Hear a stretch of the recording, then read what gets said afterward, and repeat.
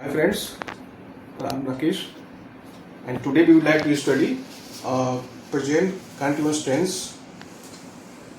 उसके साथ में आपका है कि why, when, where, how. ये आपके डबल इंटरोगेटिव वर्ड्स होते हैं ये, और इनके साथ में how to speak. You know how to write, I know it very well, but here I am here to teach you how to speak with the uses of these why, when, where, how. And you know the basic rules. I think I've already covered in the previous videos में कि क्या grammar होती है, but again मैं आपको repeat कर देता हूँ यहाँ पर कि ये present continuous tense actions happening right now, अभी एक्शन चल रहा है. जैसे I am taking the class, ये प्रेजेंट कंटिन्यूअस टेंस है. You are watching my video, ये प्रेजेंट कंटिन्यूअस टेंस है. तो फॉर योर आपकी अंडरस्टैंडिंग के लिए मैंने यहाँ पर एग्जाम्पल लिया है कि Ram is playing football.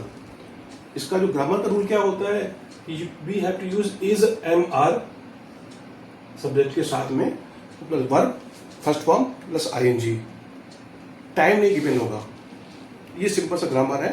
You can consult the books, it is already clear in the books, but here we have to learn how to speak fluently with confidence के साथ बोलना. कैसे?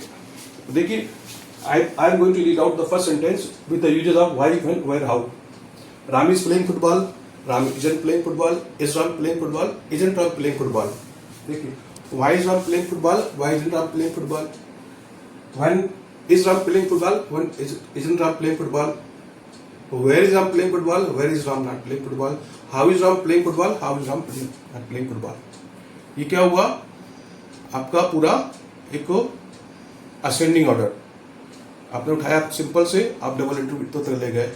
अब आप डिसेंडिंग ऑर्डर भी आ सकते हो. इसको यहाँ से शुरू करो कि why is Ram playing football, why is Ram not playing football, when is Ram playing football, when is Ram not playing football, where is Ram playing football, where is Ram not playing football, how is Ram playing football, how is Ram not playing football.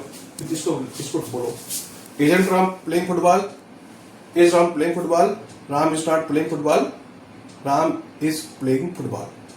क्या मतलब हुआ कि हमने इसको पूरा set कर दिया कि अगर कोई एक्शन प्रेजेंट में चल रहा है, ठीक है, अगर वैसे प्रेजेंट में चल रहा है तो how to speak in English.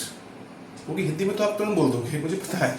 It is very easy for you to speak in Hindi because you are born in Hindi, you are living in Hindi, you are working in Hindi, you are studying in Hindi, you are doing each and everything Hindi from morning to evening. You are speaking Hindi.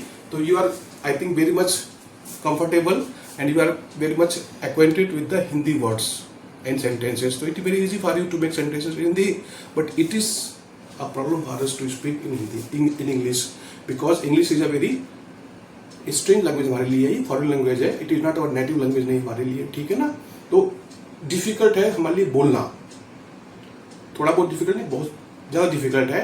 और मैं कई लोगों से मिलता रहता हूँ तो मैं देखता हूँ कि when they have to talk in English, I have found them struggling with English because they don't open their mouth to utter even a single word in English. They say कि that we know. भाई knowing से मतलब नहीं यहाँ पर है.